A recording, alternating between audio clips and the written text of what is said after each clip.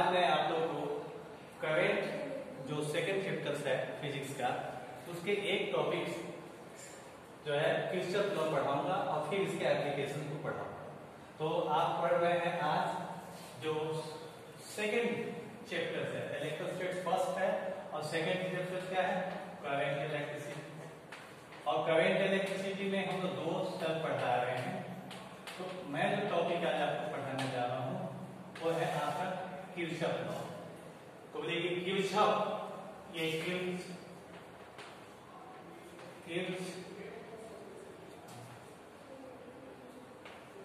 Kirchhoff law. तो आप कहिए किरचॉफ लॉ क्या है और किरचॉफ क्या है। तो किरचॉफ जो है एक आपके जर्मन फिजिक्सिस्ट थे, भौतिक विज्ञानी थे, जर्मन भौतिक विज्ञानी, और उन्होंने इस लॉ को प्रपोज किया, इसलिए हम इनको किरचॉफ लॉज कहें। इनके दो लॉ है। सेकंड पॉइंट है कि हम इस लॉ को कहाँ अप्लाई करते हैं और इसकी क्या जरूरत है। तो देखो बच्चों, सब आप जानते हैं ना ओम्स लॉ। ओम्स लॉ से करते क्या है, तो सिंपल सर्किट का स्टडी करते हैं, करंट निकालते हैं, वोल्टेज निकालते हैं, रेजिस्टेंस निकालते हैं। तो आप सिंपल सर्किट का स्टडी कैसे करते हैं और उसके लिए आप क्या यूज करते हैं, ओम्स लॉ। मैं आपको रिकॉल कर देता हूँ कि ओम्स लॉ क्या है। आप कहीं ऐसे लिखते हैं कि I प्रोपोर्शनल टू V या V प्रोपोर्शनल टू I या V इक्वल टू IR। ये आपका ओम्स लॉ का मैथमेटिकल फॉर्म बता रहे हैं। और इसी मदद से क्या करते हैं, कहीं सर्किट में I निकालते हैं, कहीं R निकालते हैं, कहीं G निकालते हैं। तो ओम्स लॉ का यूज करते हैं एक सिंपल सर्किट को एनालाइज करना हो, सिंपल सर्किट का स्टडी करना हो तो आप क्या यूज करते हैं, ओम्स लॉ। जैसे हम आपको एक सिंपल सा सर्किट बताएं जिसमें एक सोर्स ऑफ ईएमएफ है, ओके, एक रेजिस्टेंस है। अगर हम कहें इसमें कि भाई आप करंट्स निकालें तो आप फट से निकाल लीजिए। ये सिंपल सर्किट है, एक ही सोर्स ऑफ ईएमएफ है। सपोज करो कि हम कह दें कि ये 10 वोल्ट है, ये रेजिस्टेंस आपका 2 ओम है, तो आप आसानी से करंट्स निकाल लेते हैं। किसका यूज करते हैं, ओम्स लॉ का। लेकिन जरा ये बताइए आप कि अगर एक से ज्यादा सोर्स ऑफ ईएमएफ हो सर्किट में, जैसे हम आपका ये सर्किट लें, एक है सेल जिसका ईएमएफ कितना है, E1। हम एक रेजिस्टेंस ये ले लिए, हम एक और भी ऐसा सेल ले लेते हैं और हम कह रहे हैं कि इस सर्किट में आप करंट निकालें तो आपको ओम्स लॉ से डिफिकल्टीज होगी। कर तो सकते हैं आप, लेकिन आपको ज्यादा डिफिकल्टीज होगी। यही काम आप किरचॉफ लॉ की मदद से बहुत आसानी से कर सकेंगे। तो हमने बताया कि ये क्लियर हो गया आपको कि किरचॉफ लॉ का क्या एडवांटेज है। तो क्या एडवांटेज सीखे आप, यानी क्या फायदा है इससे, आपका क्या एडवांटेज है। तो एडवांटेज यही है ना, कि Kirchhoff law is helpful to studies, यानी ये it is helpful to study, यानी it is helpful की जगह हम ऐसे लिखते हैं कि it is used to study, it is used to study complicated circuit. It is used to study complicated circuit as Ohm's law is used to study simple circuit.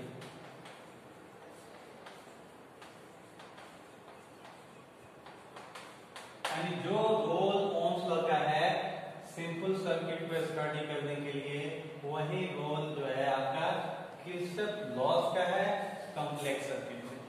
और complex circuit किसको कह रहे हैं, जिसमें दो या दो से ज्यादा सोर्स ऑफ ईएमएफ हो सकता है कि ये इसमें कहीं और भी कोई सेल लगा हुआ हो। तो ऐसे केस में ओम्स लॉ से डिफिकल्टीज होगी। तो ये क्लियर हुआ कि हम क्यों पढ़े क्यूसेप लॉ? और क्यूसेप किसका नाम है? तो ये एक आपके जर्मन भौतिक विज्ञानी का नाम है। उन्हीं के आधार पर जैसे ओम्स साइंटिस्ट का नाम है, उसी तरह से क्यूसेप भी साइंटिस्ट का नाम है। जॉर्ज ओम के आधार के नाम पर हम लोग ओम्स लॉ बताते हैं। अब ये क्यूसेप भी उनका नाम है, साइंटिस्ट का नाम है, फिजिक्सिस्ट का नाम हुआ यार। अब देखिए कि इसके दो लॉ हैं कौन कौन से और उनका उपयोग कैसे कीजिएगा। तो आप सबसे पहले क्या सीखे कि what is the need of क्यूसेप लॉज। ओके, तो these laws are used to analyze complicated circuit or complex circuit or the circuit in which there are more than two sources of EM।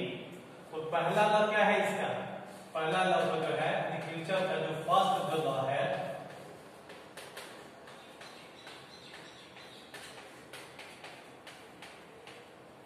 इसका first law क्या है आपका? First law को हम लोग कहते हैं जंक्शन लॉ।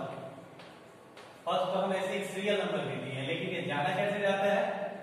जंक्शन लॉ के नाम से। और क्या है जंक्शन लॉ? देखिए कि it states that the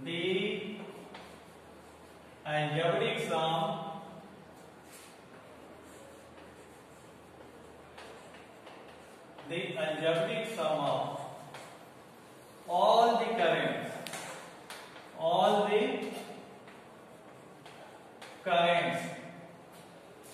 meeting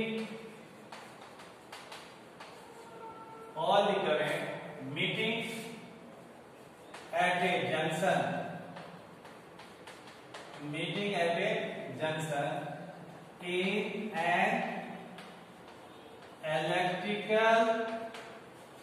in an electrical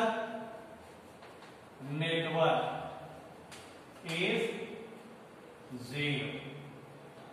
math की भाषा में आप कैसे लिखेंगे इसको? That is summation I is equal to 0। और ये देख रहे इसको हम एक्सप्लेन करते हैं। तो आप देख रहे हैं कि इसके लिए हम इस लॉ को हम यूज करें, इसके लिए हम एक साइन कन्वेंशन की बात करेंगे। तो साइन कन्वेंशन क्या हम इस्तेमाल करने जा रहे हैं? Incoming current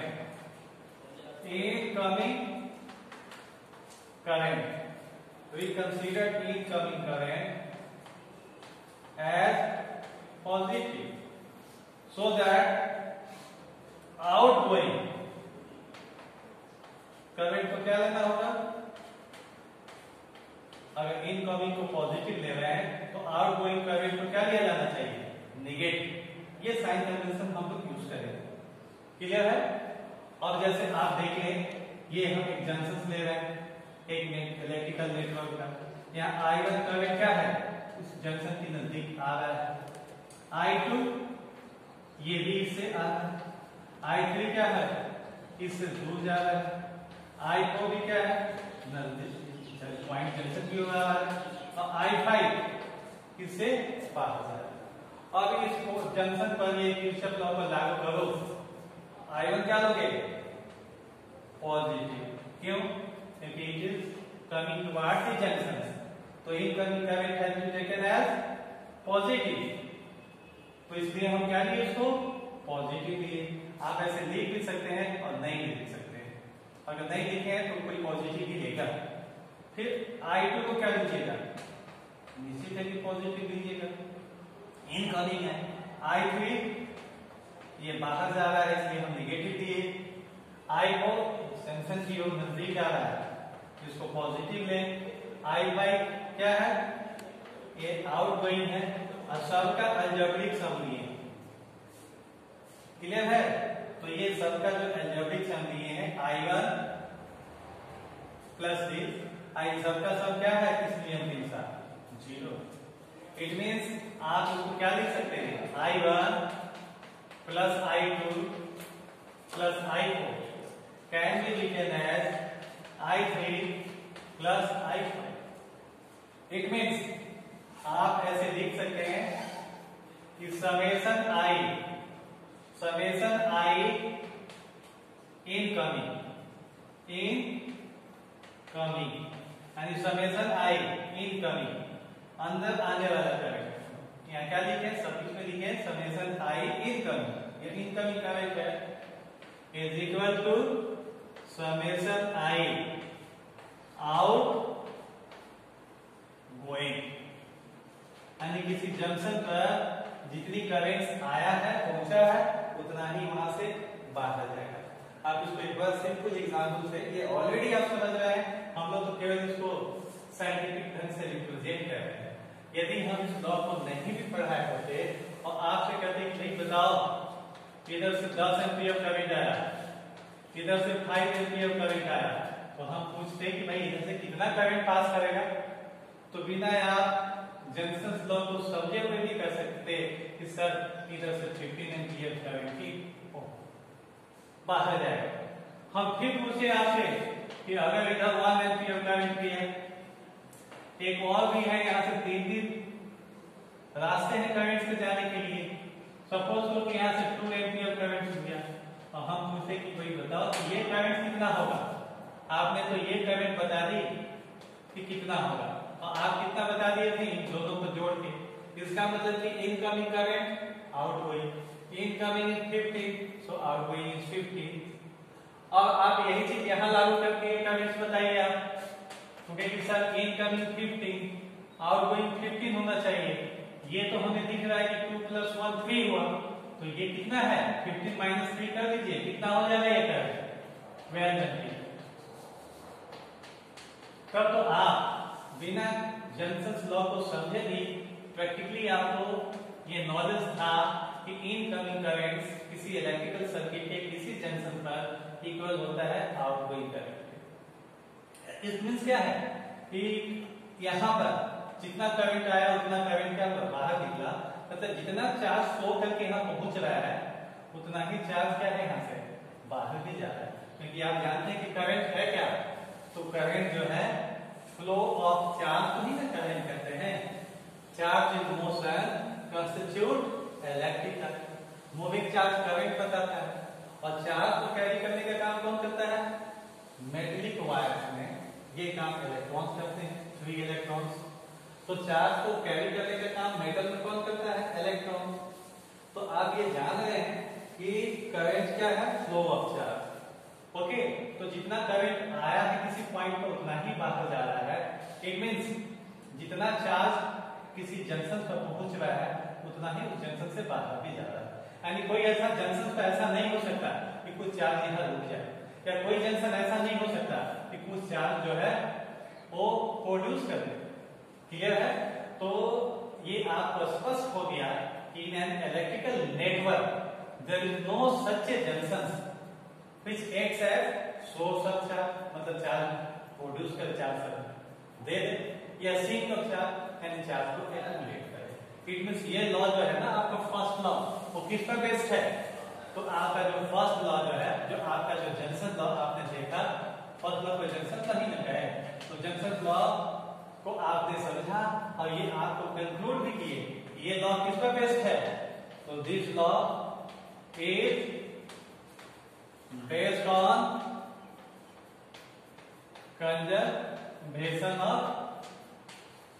conservation of charge।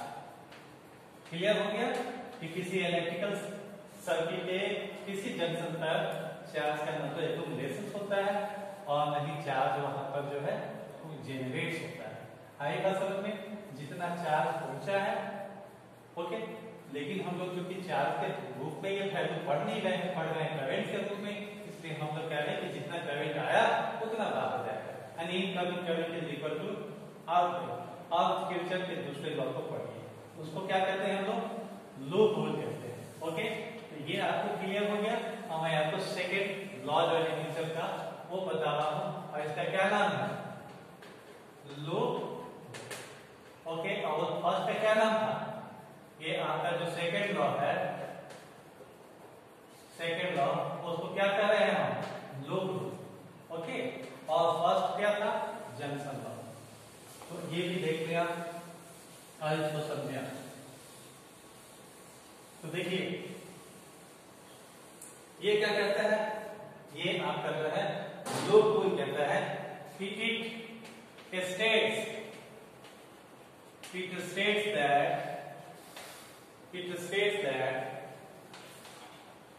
the algebraic sum,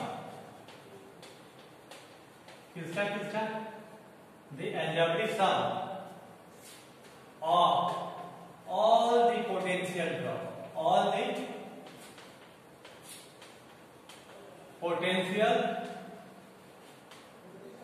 drops, okay, all the potential drops यानी पोटेंशियल डिफरेंस, जितना पोटेंशियल ड्रॉप होगा उतना ही दोनों इनके पास पोटेंशियल डिफरेंस होगा।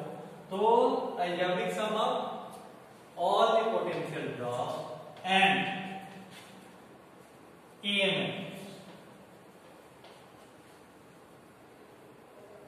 एक तो ये हो गया कि this state that the algebraic sum of all the potential drop and EMF along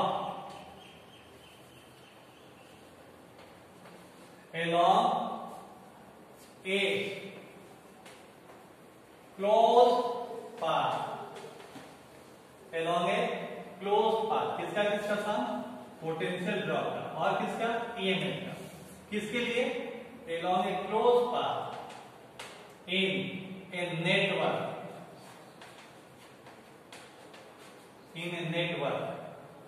is 0।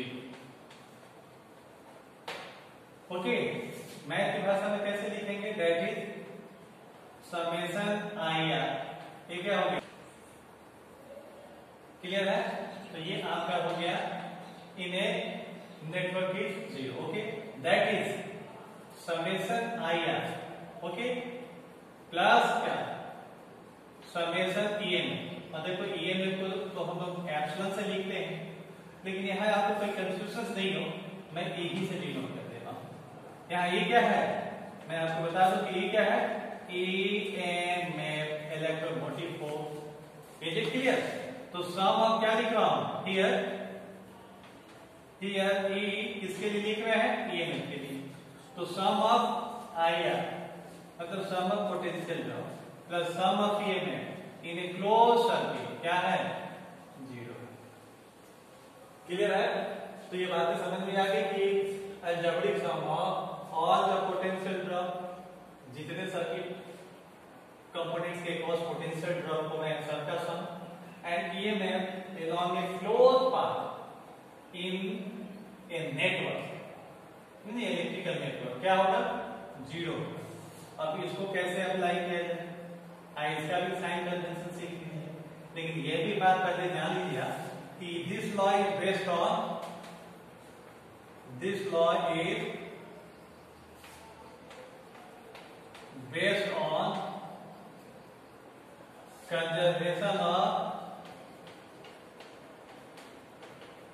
Conservation of energy. ये किस पर आधारित है, जो क्या कहता है कि energy can neither be created not be destroyed.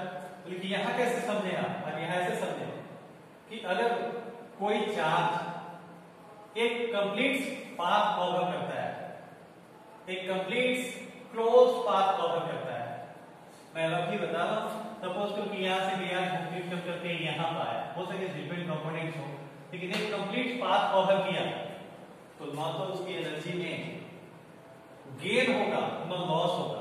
It means the change in energy of A charge when it's completes one complete close path is 0। Okay, ऐसा नहीं है कि जितनी एनर्जी लेकर के कोई चार्ज पार्टिकल सर्किट में मूव करना शुरू किया, ओके, और यहां पर आया और उसकी एनर्जी बढ़ गई, या इस पॉइंट पे पहुंचा उसकी एनर्जी बढ़ गई, जितना एनर्जी लिया था वो खर्च करके वापस जो जितनी एनर्जी उसको मिला था, ओके, जितना लिया उतना खर्च करेगा, इसके एनर्जी में कोई चेंजेस नहीं होगी। यदि ये ले रहा है तो उतना ही वो यूटिलाइज नहीं होगा, but there is no change in energy of the charge particle when it's completes one closed path. Is it clear? तो अब आप देख लें कि इसको कैसे हम लोग सर्किट में यूज करेंगे। आई बात समझ में? तो सर्किट में हम लोग कैसे इस्तेमाल करेंगे उसको देखा जाए। इसके लिए भी आपको जरूरत पड़ेगी कि आप साइन कन्वेंशन को जानें। तो यहाँ हम लोग कौन सा साइन कन्वेंशन यूज करते हैं? ये लॉ कई जगह कितने ढंग से स्टेटमेंट इनका दिया गया है। ओके, साइन कन्वेंशन भी लोग अलग अलग इस्तेमाल करते हैं, पर आप किसी एक पर मास्टरेट हासिल कीजिए, सब क्लियर हो जाएगा, सभी आइडेंटिकल है। फैक्ट जो है वर्ड से नहीं बदलेंगे। आप किसी एक को जो मैं बता रहा हूं वो सुटेबल है, इजी है, आप इसको फॉलो आसानी से कर सकते हैं। अभी याद देखें हम क्या साइन कन्वेंशन यूज कर रहे हैं। साइन कन्वेंशन किस लिए सीख रहे हैं? In order to apply this law. देखो कैसे क्या है साइन कन्वेंशन। सपोज तो आप कि ऐसे किसी सर्किट में ट्रेवल करते हैं। ट्रेवल कैसे कर रहे हैं?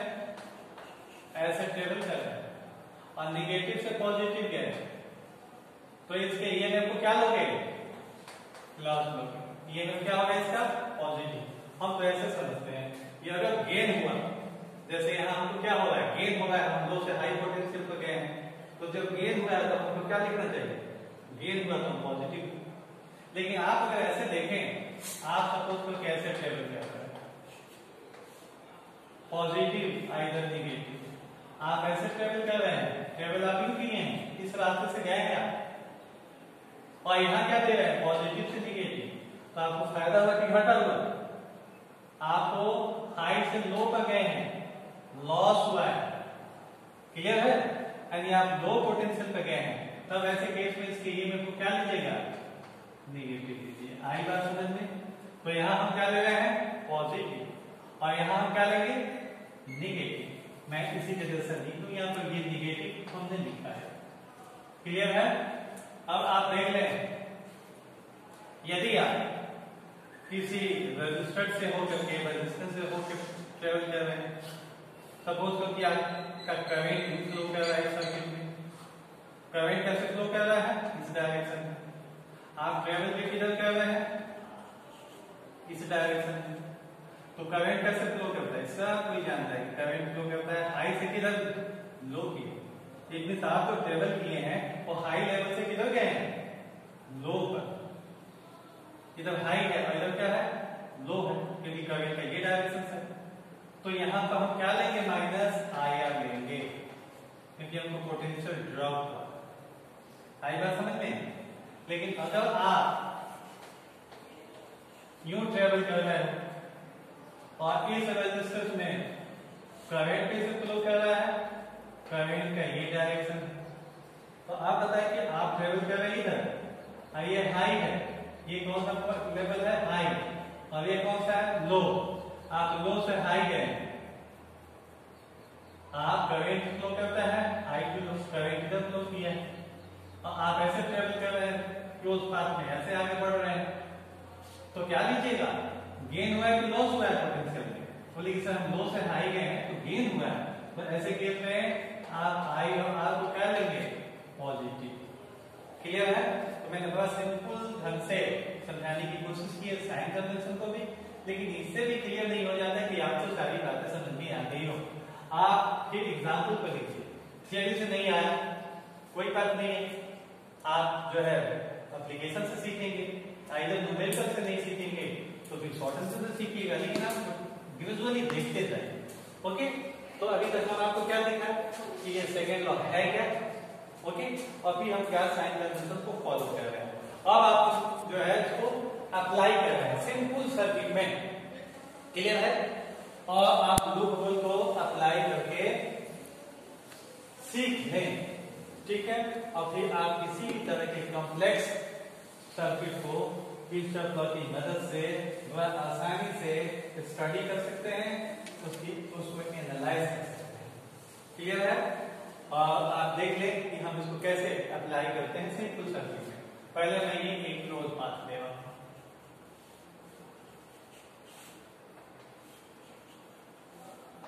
सपोज कीजिए कि ये करंट इधर से I1 फ्लो किया, इधर से I2 फ्लो किया और कहीं इधर से I3। ओके, ये रेजिस्टेंस R1 और ये क्या है R2 है, ये कितना है। अब आप बेचैन हो जाएंगे कि सर ये I1 इधर से कहीं गया नहीं तो I2 के ऊपर तो I1 ही रहेगा। ठीक है, मैं इसको बस ठीक कर देता हूँ। फिर आप यहाँ भी कहेंगे सर ये जो इधर से I1 गया, इधर से I3 गया और इधर कोई रास्ता नहीं है, तो फिर यहाँ क्या होगा। हम आपको बता दें कि मैंने एक ऐसा लिया है, देखिए हम लिए हैं क्या चीज, एक कॉम्प्लेक्स नेटवर्क का एक छोटा सा क्लोज पाथ लिया। अब तो ऐसा हो सकता है ना, इधर से कुछ आगे जुड़ गया, इधर से कुछ आया इधर गया, इधर से निकल रहा हो। अब इसमें आप परेशान मत हो, आप एक देख लिए कि एक क्लोज पाथ हमने कंसीडर किया और ये एक कॉम्प्लेक्स सर्किट का एक हिस्सा है और हम इसमें क्या लागू कर रहे हैं, लूप लागू कीजिए। आप सपोज कीजिए कि आप ए बी सी होते हुए ए को पहुंचते हैं। आप कैसे ट्रेवल करना शुरू करते हैं, इधर से कीजिएगा किधर से, मैं जनरली क्लॉकवाइज लिखता हूं, आप भी कोई आदत बना लीजिए, मेरी आदत तो ये कि क्लॉकवाइज मूव करें। तो हम लिख रहे हैं for close path A B C A लिखते हैं, ठीक है कि नहीं, यूजिंग लूप रूल। आप कहेंगे कि साहब इधर से गए तो I1 R1 क्या लीजिएगा, सोच लीजिए पॉजिटिव लेके नहीं, तो कहिए कि सर हम तो गए हैं इधर, यानी हाई से लो गए, क्योंकि करंट तो इधर से आपने डायरेक्शन दिए हैं, इससे हाई पोटेंशियल पर है, ये लो पोटेंशियल पर है, तो अब हाई से लो गए हैं, तो हाई से लो गए हैं तो ये क्या होगा, लॉस हुआ है, आप निगेटिव दें। अभी यही ना सीखे हैं आप। फिर कहेंगे सर यहां पर क्या करेंगे हम, तो यहां भी हाई से लो गए हैं, अब तो आप ऐसे पढ़ रहे हैं, ऐसे पढ़ रहे हैं और यहाँ देखिए आप ऐसे क्रॉस की, आप ऐसे मूव करने लगे हैं, ऐसे मूव कर रहे हैं क्योंकि क्लोज करने के लिए पढ़ा। तो आपका देखिए करंट इधर से गया है, हाई से किधर गया है, लो, लेकिन आप कैसे पढ़ती हैं, लो से किधर गए हैं, हाई, तो लो से हाई गए हैं। ओके, यानी लोअर लेवल से हायर पोटेंशियल लेवल पर आए, यहाँ तो गेन हुआ है। तो यहाँ पर क्या कीजिएगा, प्लस लिखिए, करंट कितना है I3 और रेजिस्टेंस कितना है, ईएमएफ का कोई सोर्स है, कोई ईएमएफ है इसमें, कोई ईएमएफ नहीं है, तो फिर हम ईएमएफ जीरो हो गया और इन सब का सम क्या होगा, जीरो। इस तरह से आप एक सिंपल इलेक्ट्रिकल सर्किट में लूप लो को लागू करिए। लेकिन आप चाहिएगा कि हम वैसा भी लें जहां की आपके सोर्स ऑफ ईएमएफ भी है, तो उनको भी ले आप, मैं ऐसे इसी को ले रहा हूं कि वही एक सोर्स ऑफ ईएमएफ लगा। ओके, और हमने एक ये लिया, ये ले लिए सोर्स ऑफ ईएमएफ का इंटरनल रेजिस्टेंस, ये सोर्स ऑफ ईएमएफ ले लिए जिसका ईएमएफ कितना है E, सर इस R का रेजिस्टेंस कितना है R2। ओके, और ये है हमारा रेजिस्टेंस R3। फिर हम पहले की तरह इसमें हम I3 ले रहे हैं, यहाँ I1 लिए, R1 लिए। ओके, यहाँ हम कितना ले रहे हैं I2। इंटरनल रेजिस्टेंस को छोटा r से सिंबलाइज किए, एक से करंट I2 यहाँ है, तो करंट यहाँ से भी होगा। ओके, और फिर देख ले आप, यहाँ देख ले आप, ये है I3 और ये है, अब इसमें लागू करो तो कहोगे सर ये पहले के जैसा, आप किधर जा रहे हैं, हाई से किधर जा रहे हो, लो, पोटेंशियल का लॉस हुआ है, मैं लिखूंगा negative I1 current is I और resistance is R। Potential drop कितना होता है, आप ले नहीं है कि V इक्वल टू हमें क्या लेना है, IR। ओके, तो देख लीजिए मैं लिख रहा हूं I1 R1। ओके, यहां लिखो करंट इज I2, एक रेजिस्टेंस है कौन सा R, बोलिए ये तो इंटरनल रेजिस्टेंस है। ओके, यहां भी तो वोल्टेज ड्रॉप होगा, रेजिस्टेंस कोई भी, और फिर तो हम इसी दिशा में बढ़ भी रहे, ऐसे हमने रेजिस्टेंस को यहाँ दिखा दिए, आप यहाँ भी दिखाए होते और करंट इधर दिए थे तो भी हम निगेटिव ही होते। और देखिए सर यहाँ अगेन आप यहाँ पे जा रहे हैं तो हाई से लो जा रहे हैं, तो ये तो निगेटिव ही लेंगे, लेकिन इसके पहले ईएमएफ है, तो ईएमएफ के लिए क्या लिखिएगा, निगेटिव है, अगर बढ़े किधर पॉजिटिव की ओर, आप इस रास्ते पर चल रहे हैं, आप ऐसे बढ़ रहे हैं जी, ऐसे बढ़ रहे हैं, तो यहाँ पर आप जो है इस रास्ते में निगेटिव से क्या है, हाई पोटेंशियल, निगेटिव से पॉजिटिव, इट मींस पोटेंशियल का क्या हुआ है, वृद्धि हुई। ओके, राइज हुआ है तो हमें क्या लेना चाहिए, ये पॉजिटिव। ओके, फिर यहाँ आप लिखें करंट क्या है I2 और रेजिस्टेंस कितना है R। और इसके केस में आप ऐसे पढ़ रहे हैं कभी क्यू फ्लो किया है, इसका मतलब ये हाई पोटेंशियल पर है लो, लेकिन आप कितना पढ़ रहे हैं लो से हाई, करंट क्या है हाई से लो, आप पढ़े कितना है लो से हाई, तो there is a gain in potential. तो मैं इसको क्या लिखूंगा I3 R3 और ये क्या होगा जी। तो हम समझ गए कि ये आप रूल को भी अप्लाई करना सीखें, आप कुछ और भी एग्जाम्पल सीखें, क्योंकि ये एक बच्चों को लग रहा है कभी किसी दूसरे तरीके से करते हैं, फिर कुछ और देख लेते हैं और उनको कंफ्यूजन होता है। मैं चाहता हूं कि आप इतने प्रैक्टिस कर लें कि आपको ये वैसे ही इजी लगे जैसे कि पूछ लो, और ये इजी है। अब देखिए आपको बताने लगेगा अगले एग्जाम्पल, ये दो एग्जाम्पल देखने के बाद मुझे पूरी उम्मीद है कि अगले एग्जाम्पल में आप खुद ही बताएंगे और इन लॉ को लिखिएगा। तो मैं और दो एग्जाम्पल ले रहा हूँ, ये एग्जाम्पल एक और लेते हैं हम। ये कौन सा एग्जाम्पल ले रहे हैं थॉट्स, और इसमें आपको अपने से लिखना है। ये हम रजिस्टर लिए 200, यहाँ लिखे 60 ओम। ओके, फिर देखिए एक 5 वोल्ट की बैटरी ली, एक यहाँ हम 4 वोल्ट की बैटरी ले लेते हैं। ओके, और एक हम ऐसे जोड़े हैं मिली एमीटर, क्या जोड़े हैं यहाँ पर मिली एमीटर, हम जो करंट पढ़े मिली एमीटर, जिसका रेजिस्टेंस कितना है 20 ओम। ओके, आपसे क्या पूछा जा रहा है कि आप बताएं reading of milliammeter, reading of milliammeter, clear है? मिली एमीटर का रीडिंग बताना है, ये करंट बताना है, आपकी मर्जी है किसी तरह से करंट से। मैं जनरली क्या देखता हूँ कि पॉजिटिव से नेगेटिव है, पॉजिटिव से करंट फ्लो करता है, तो हम इसकी कोशिश करते हैं कि ऐसे लिया करें, हम इसको I1 दे दें।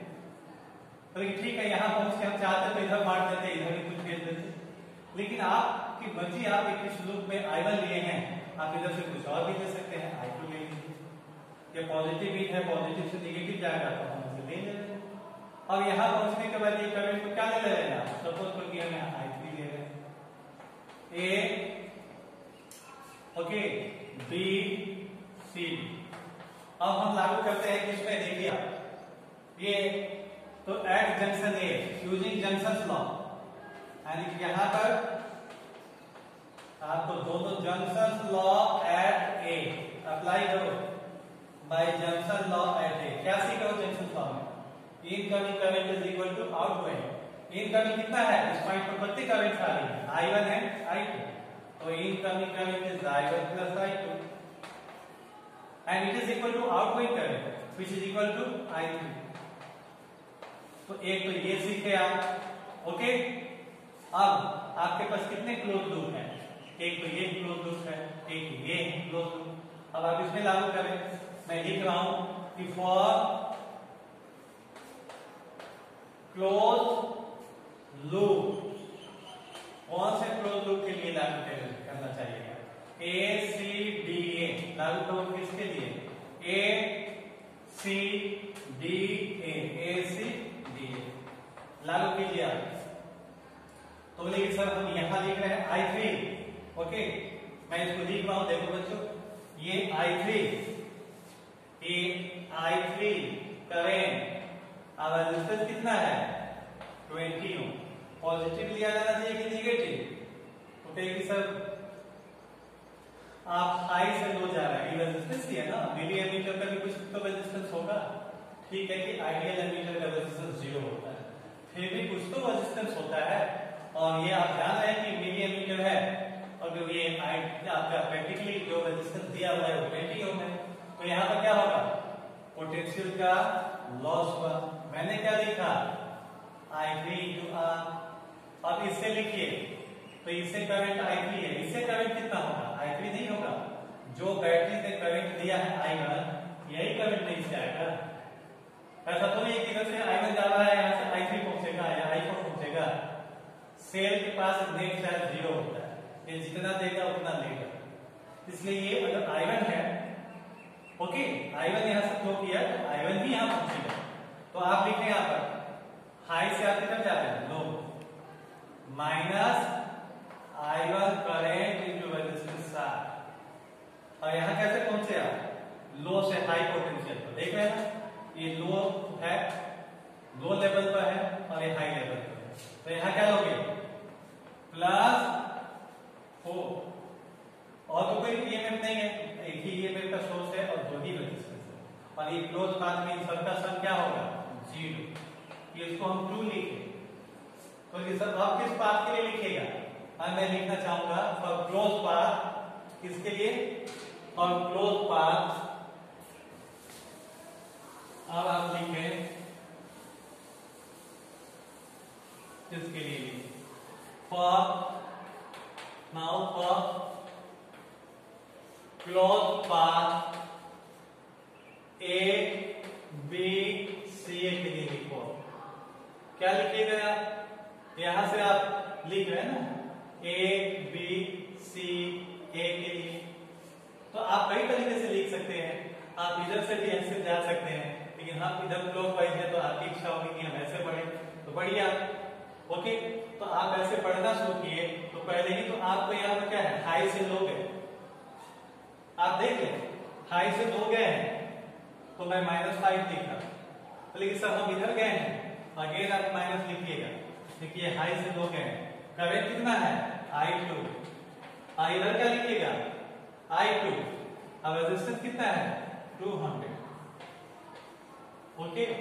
IR लिखे, और ये सब हम इधर आ रहे हैं और करंट के उल्टा दिशा में है, एंड ये हाई है, लो है, लेकिन आप बढ़े हैं लो से किधर, आप अगर ऐसे बढ़ करके यहाँ तक पहुंचे हैं ये तक, तो आप तो लो से हाई गए हैं, तब तो फिर यहाँ पर प्लस लिखना होगा। कितना, current is I3 and resistance is 20, okay. और इन सब का सम क्या लिखिएगा, 0। इन केस आप ऐसे बढ़े होते तो आप रफ कर लिख के देख लीजिए, आपको जैसे कंफर्टेबल लगे।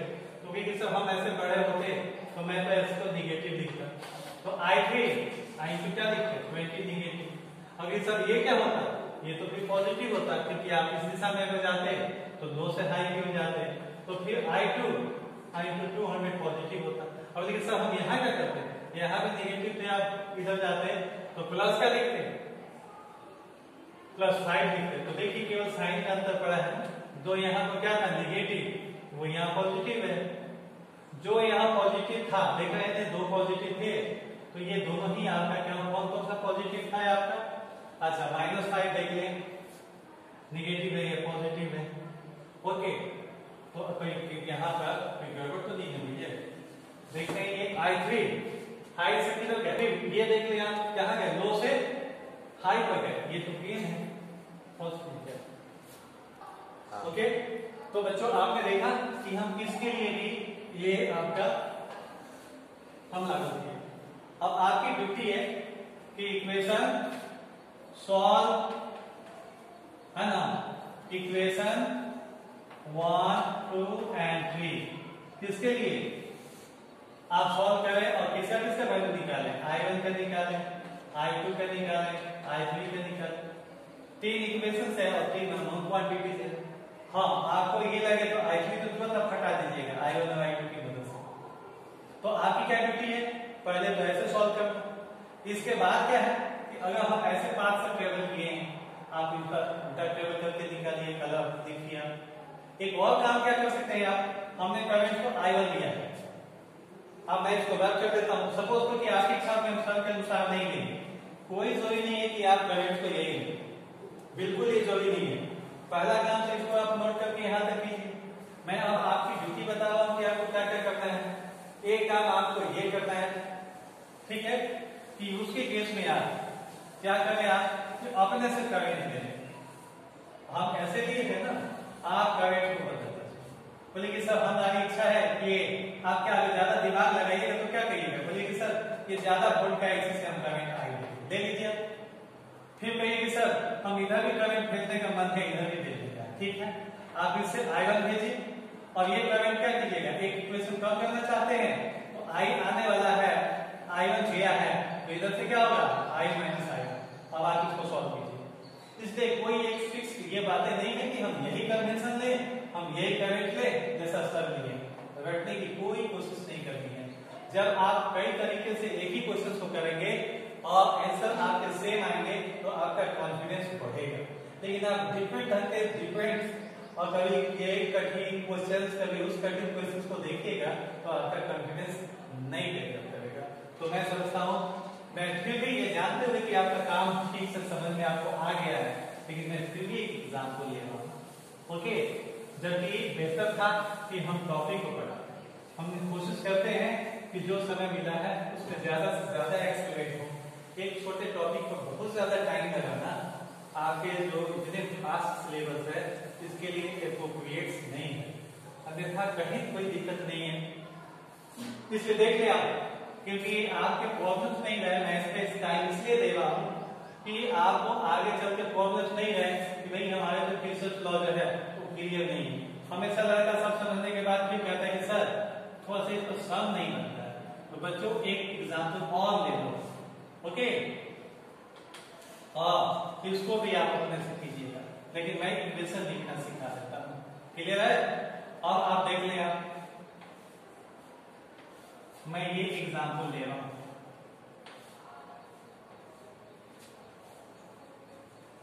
सपोज करो कि ये 4 ओम है, ये कितने का है 2 ओम का, ओके, ये 2 ओम है और ये हम कितना ले रहे हैं 4 ओम ले रहे हैं।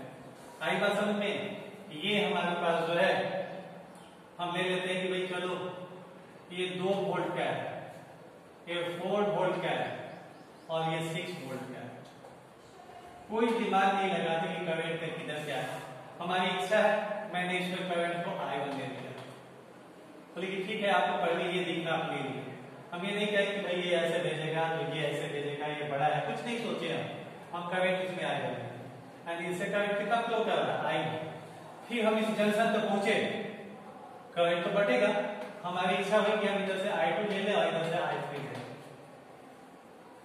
हम तो आपको सिखा रहे हैं कि आप जंक्शन लॉ और लूप होल को कैसे लिखना सीखें। आप नाम दे दीजिए जरूरत अनुसार, अदरवाइज मैं तो ऐसे ही लूप 1 लूप 2 लिख लेता।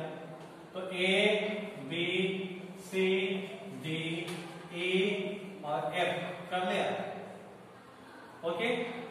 अब आप लागू कीजिए कहां पर, एट जंक्शन B। तो junction law eight B gives क्या देगा आपको कि आने वाला करंट इक्वल है आउटगोइंग के, तो इनकमिंग करंट कितना है बच्चा, ये करंट I1 तो यहाँ पहुंच रहा है ना, आप यहाँ से भी दिखा सकते हैं ना कि I1 है, आप यहाँ भी लिख सकते हैं। तो इनकमिंग करंट हुआ I1, दोनों क्या है आउटगोइंग। मैं सबके सम लेने से ज्यादा बेहतर समझता हूँ, ज्यादा मुझे इजी लगता है कि incoming current is equal to outgoing है। इसके जगह पर कि algebraic sum of all the current meeting at junction is 0, okay. तो आप यहाँ पर क्या लिखे हम, I1 is incoming and outgoing क्या है I2 प्लस I3। बच्चे ये इक्वेशन 1 है और इक्वेशन 2 बनाते हैं हम लूप रूल है ना, applying loop rule for A B E F A using, जिसको आप यूज कर रहे हैं using loop rule for close path, और इसके लिए लागू करना है जी एक क्लोज पाथ में ही लागू करना है। अब क्लोज पाथ हम क्लोज किए ना, A से जाकर के A तक पहुंचे हैं, तो बोले सब लिखिए यहाँ पर। मैं देख रहा हूँ कि I1 R1 नेगेटिव नहीं, क्यों, करंट फ्लो करता है हाई से लो, अब हाई से लो ही मूव किए जी, तो हाई से लो I1 क्या लिखे R, इधर बच्चा क्या लिखेगा, यहाँ तो तुम लो से हाई गए, फायदा हुआ ना, आप लो से हाई गए, ओके, तो प्लस 4 लिख लो। अब इसमें आओ, ये जो करंट I1 भेजा है वही करंट तो इससे I1 इधर से फ्लो होगा, तो हाई से लो गया ना, क्या हुआ यहाँ पे लॉस। मैं लिख रहा हूं हाई से लो, क्या लिखूं I1 का रेजिस्टेंस कितना है 2, और यहां पहुंचे यार, यहाँ तक आने के बाद ये पहुंचेगी लो पर है और गया कहाँ है हाई पर, तो लो से हाई गया, क्या लिखिएगा, लो से हाई गए हैं आप, क्या लिखेंगे आप, लो से हाई जाने पर पॉजिटिव लिखिएगा, तो पॉजिटिव 2, आई सब का सम क्या होगा 0। ओके, अब आपका काम है कि लूप 3 के लिए लिखें, इसके लिए हम लिख रहे हैं अगेन फॉर लूप, है ना, लूप किसके लिए, B C D E B, B C D E D E B के लिए लागू करो, तो लिखोगे कि सर I3 I2 कितना 2, और नेगेटिव क्यों, हाँ आप इधर जा रहे हैं, आप हाई से लो जा रहे हैं, जब कंक्लूजन तो लिख लो ऐसे, हाई से लो लॉस होगा है नेगेटिव लिखिए, आप यहाँ बढ़िए, प्लीज हम पॉजिटिव से नेगेटिव है, again there is a loss in potential -6, लेकिन सर हम यहाँ आए हैं और यहाँ भी I3 है, हाई से हम लोग गए हैं, हमने माइनस लिया और माइनस क्या लिखूं, करंट कितना है I3 ना, एंड रेजिस्टेंस इज 4, ओके, और फिर यहाँ आए हाई से हम लोग हैं, ये हाई पोटेंशियल पर है और लो पे हो गया है, तो आप क्या लिखें, कितने इक्वेशन है 3, और कितने अननोन क्वांटिटीज है 3, कौन कौन I1 I2 है, आप इक्वेशन को ये एक से वैल्यू रखिए, 2 इक्वेशंस मिलेंगे और आप ये जो है ना लीनियर इक्वेशंस को आप सॉल्व करना अच्छी तरीके से जानते हैं, तो फिर आपकी ड्यूटी यहाँ पर क्या है, अगर ये आप 2 क्वेश्चंस को अपने ढंग से सॉल्व किए और कई तरह से डायरेक्शन को बदल के किए, तो फिर आपको कोई प्रॉब्लम नहीं होने जाएगा, आपके क्वेश्चन को हमेशा के लिए हो जाएगा। अब हम अगले टॉपिक्स को लेते हैं, ठीक है जी, और होमवर्क भी आपको क्लियर हो गया है, करंट के डायरेक्शन को बदलिए, यहीं पर I ले लीजिए, इधर से I1 कर लीजिए, यहाँ से I माइनस I1 कर लीजिए, तो you have to change the direction of currents, okay, और आपको डिफरेंट तरीके से इसको लोकल जंक्शन को देख करके, लेकिन हर केस में आंसर को एक लाना है, और फिर भी प्रॉब्लम्स होते हैं तो हम लोग हमेशा कोशिश करते हैं कि आपके अगले क्लास में एक न एक क्वेश्चन प्रीवियस पढ़ाए गए टॉपिक पर भी कंसीडर करें, ठीक है। तो क्यूचर लॉ का सबसे बेस्ट एप्लीकेशन है व्हीटस्टोन ब्रिज। तो व्हीटस्टोन ब्रिज आपको सुन के कैसा लग रहा है, ये है आपका में, ये कौन सा ब्रिज है सर, व्हीटस्टोन ब्रिज। देखिए व्हीटस्टोन एक भौतिक विज्ञानी का नाम था, इनका पूरा नाम था CF व्हीटस्टोन, CF व्हीटस्टोन। हम भी जब डिग्री में पढ़े थे तो लगा था मुझे कि ये व्हीट मतलब तो आप समझ रहे हैं ये गेहूं पत्थर फूल क्या हो सकता है, लेकिन ऐसा नहीं, ये जैसे हम लोग के नाम है वैसे ही ये आपके British name Wheatstone, CF Wheatstone. बोले कि सर ठीक है ब्रिज क्यों कहा गया वो भी देखिए हम, तो इनफैक्ट इस कॉन्सेप्ट का जो आविष्कारक थे वो सैमुअल हंटर किसके थे, लेकिन व्हीटस्टोन ने इसको ज्यादा उपयोगी और आपका जो है पॉपुलर बनाया। तो कहिए कि सबसे पहले बताएं सर कि ये व्हीटस्टोन ब्रिज हम तो भाई जब भी पढ़ाते हैं तो सबसे पहले वही कहते हैं कि हम फायदा जानते हैं, पढ़ भी रहे तो हमेशा एनालाइज करते हैं कि फायदा क्या है।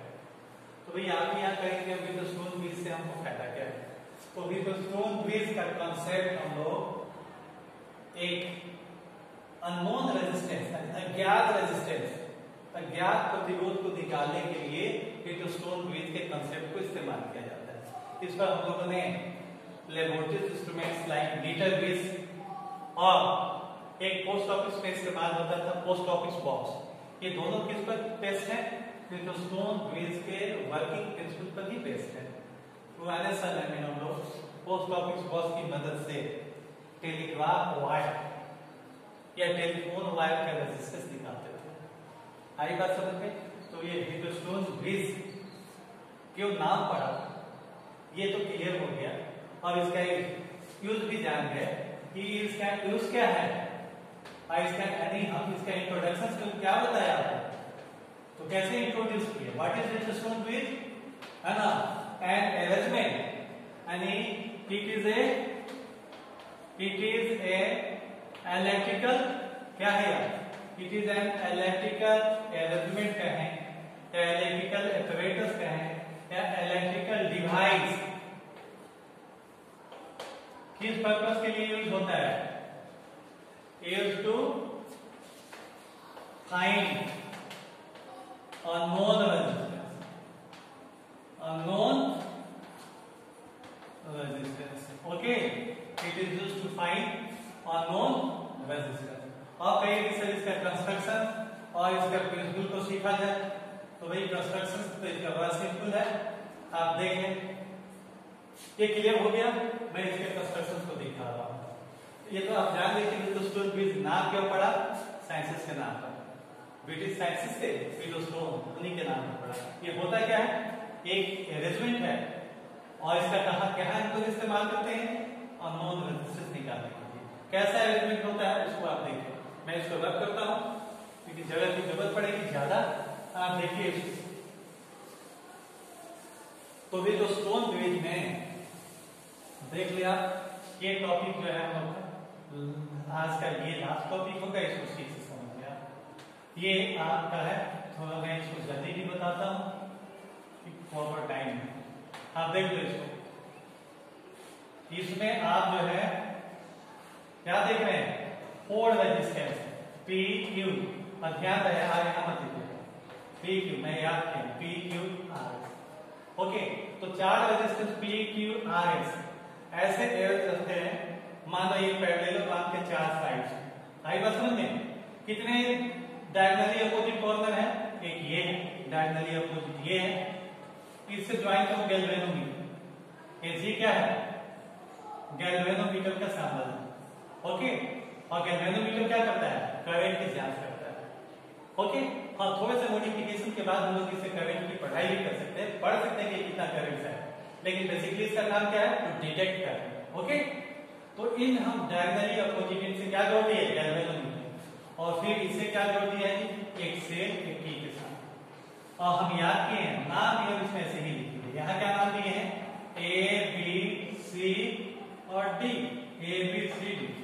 करंट के लिए भी देखो जी, आप कोई और भी कई तरीके ले सकते हैं, मैं जैसे ले रहा हूँ उतनी नहीं, मैं भी तो यही चाहता हूँ कि किरचॉफ के एप्लीकेशन को सीख गया, तो ये कहाँ कितना लिए I1, P के बाद Q आता है ना, मैं I2 लिखा, फिर P के बाद Q के बाद R आता है ना, मैं I3 लिखा, फिर यहाँ लिखा मैंने I4 लिखा, और गैल्वेनोमीटर से करंट कितना लिया, I3।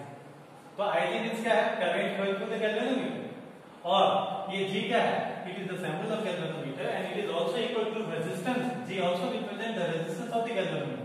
अब आप लागू कीजिए, है ना, using junction law, using junction law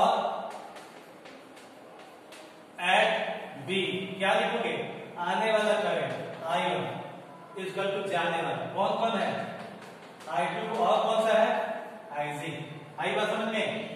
तो अब देखो जी हम क्या निकाल रहे हैं, फिटोस्टोन ब्रिज पे क्या पढ़ रहे हैं, फिटोस्टोन ब्रिज का प्रिंसिपल पढ़ रहे हैं, और हम क्या निकाल रहे हैं, बैलेंसिंग कंडीशन।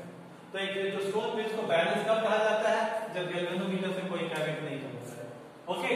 तो for bridge to be balance, आपसे पूछा जाता है कि बैलेंसिंग कंडीशन निकाले, तो for the bridge to be balance, balance होने के लिए क्या होना चाहिए, ID should be equal to 0, therefore ये कंडीशन कितना हो जाएगा, I1 is equal to I2, is it clear, इसको हम इक्वेशन 1 दिए। नाउ जंक्शन लॉ हम यूज करते हैं, अब जंक्शन लॉ एट D, लागू करो जंक्शन लॉ D पर, इनकमिंग करंट कौन सा है, I3, और यहाँ कौन पहुंच रहा है, गैल्वेनोमीटर से होते हुए IC, जाने वाला कौन है, I4, ओके। बट I3 क्या है, 0, क्यों, फॉर बैलेंसिंग, है ना, I3 0 फॉर बैलेंसिंग, और बैलेंसिंग कब कर रहे हैं, जब गैल्वेनोमीटर रिफ्लेक्शन होना करे, ओके। तो जब ये 0 ले गया तो I3 किसके इक्वल हुआ? I4 के। I3 किसके इक्वल है? ये कौन सा हम देंगे इक्वेशन? देखो जी ये आपका जो है इसको हम 1 कह रहे हैं। अच्छा ठीक है, ये 1 हुआ, ये क्या हुआ 2। तो अब आप जरा लिखो कि 1/2 1 डिवाइडेड बाय 2 क्या मिलेगा? I1 यहां से क्या लिखे I3 और इधर से डिवाइड करो I2 और यहां से क्या लिखोगे I2। ये इक्वेशन कौन सा हुआ 3। अब हम लागू करते हैं कि किसको? अब लागू कर रहे हैं हम ये आपके लूप रूल। आइए बात समझे, तो मैं इसको रख सकता हूं और मैं लिख रहा हूं। जो देखिए आप ये भी मिटा दिए हम और हम आपको यहां तक रख करते हैं बच्चे। और यहां से देखो ये आप हम लिख रहे हैं यूजिंग लूप रूल किसके लिए? और close path A B D लागू करो जी। A B D A P into I1 P वो क्या है? रेजिस्टेंस है। P करंट है I1 और माइनस के लिए हाई से लो जा रहा है माइनस IG इंटू G। ये रेजिस्टेंस होता है मीटर है तो करंट इन। और ये भी क्या है? करंट की दिशा में। अब ये हम ऐसे बढ़े हैं, आप बढ़े हैं यहाँ पे किधर? करंट हाई से लो, आप बढ़े हैं लो से हाई। प्लस क्या लिखेगा? प्लस ये करंट कितना है जी? ये करंट है आपका I3। ओके, ये करंट कितना है? ये करंट है I3। आप कैसे बढ़े हैं? लो से हाई। तो I3 और रेजिस्टेंस कितना है? R। तो हम क्या लिखे अब? I3 into R। इसका सम कितना होगा? 0। तो ये में तो है नहीं, पाथ तो क्लोज हो गया। तो हम I3 क्या लिख रहे हैं? 0। देयरफॉर माइनस I1 3 किसके इक्वल हो गया?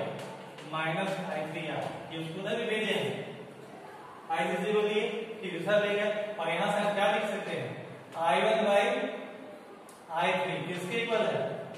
R यहां है ना बाई P के। तो आपको ये इक्वेशन हो गया थर्ड।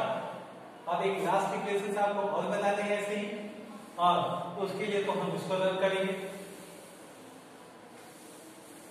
अब ये रद्द किए हम और हम इक्वेशन लिखते हैं और क्लोज पाथ कौन सा? BCDB। बी आपका क्या हो गया जी? देखो जी, और क्लोज पाथ BCDB लागू करो। BCDB I2Q हम ले रहे हैं, पोटेंशियल का लॉस हो रहा है, प्लस I4 इंटू S। यहां देखिए आप हाई से लो गए, फिर लो से हाई बढ़े हैं और फिर यहां भी प्लस हो जाएगा I3 into G। But as I3 equal to क्या है? 0। Therefore minus I2Q। ओके, किसके इक्वल हो जाएगा? Minus I4S। आई बात समझ में? और इस तरह से आपका I2 बाई I4 किसके इक्वल हो गया? S by Q। ये इक्वेशन 5 है। अब आप देख लें इक्वेशन 3 क्या कहता है? कि I1 बाई I3 इक्वल है I2 बाई I4 और I1 बाई I3 है कितना? R by S। Therefore using कौन सा इक्वेशन? Using equation 3, 4 and 5। ये क्या कह रहा है कि I1 बाई I3 तो R बाई P के इक्वल। और किसके इक्वल होगा? बोले कि I1 बाई I3 इक्वल है I2 बाई I4 के, तो किसके इक्वल है? H by Q। इसका हम सजा कैसे लिख देंगे? क्या लिख दें? कि P बाई Q इक्वल है किसके? R by S। आई बात समझ में?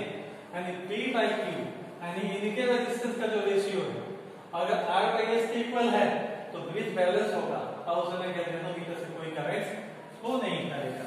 This is the balancing condition. Balancing condition of Wheatstone bridge. आप आसानी से जो क्वेश्चन बने उसको देखिएगा। बहुत जगह ऐसे रहेगा कि अगर यहाँ 10 है 20 है तो रेशियो कितना होगा? 1/2। और यहाँ 40 है, यहाँ 80 है, रेशियो कितना हुआ 40/80 1/2, कोई का भी फ्लो नहीं होगा। आई बात समझ में? आप इस पर काम करेंगे और आपके लिए होमवर्क है कि आप किरचॉफ लॉ पर सम बनाएं और विद द सोल्व की कोशिश करें। घर पर रहे, सुरक्षित रहे। Thank you.